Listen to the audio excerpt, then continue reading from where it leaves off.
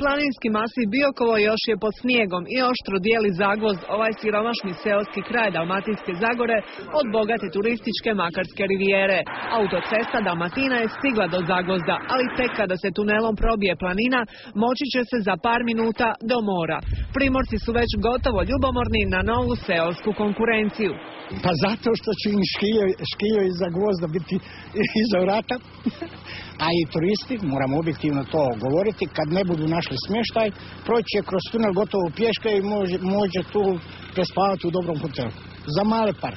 Seljani već umjesto svojih vrtova sa kupusom zamišljaju turističke bazene i Talijane na sunčanju. Kažu dok nije bilo turizma i oni uz more jedva su živjeli od ribe, masline i smokava. Ma da što nego hoće, to će sve turizam priraditi i uraditi. Ekipa Hidroelektre koja buši tunel sa sjevera vodi nas u srce radova, u utrobu zemlje. Njihov je zadatak stići do polovine tunela, do 1650 metara. Još malo. Evo na stotine metara unutar planine Biokovo. Bušili se na veliko buše tunel Sveti Ilija prema jugu, a radovi bi do pola puta trebali stići negdje u lipnju. Ovih dana noćna smjena je u miniranju otkrila podzemnu špilju duboku više od 200 metara. Srećom u cijevi pomoćnog tunela. U kršu je teško predvidjeti probleme, stvarno, evo što se tiče krša nepredvidljivo, uvijek su moguće neki speleološki objekti, kavernice, spilje, svašta.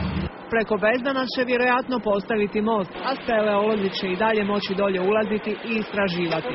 Eto neka Bog doživi da se dovrši, a da ljudi ne ginu. Mnogi radnici su bivši rudari. Izlazak na svjetlo, na ručak, uvijek je radost. Težak je rad u tunelu, ali zauvijek će im biti zahvalni ovdašnji mještani. Zaleđe Biokova postaće rivijera.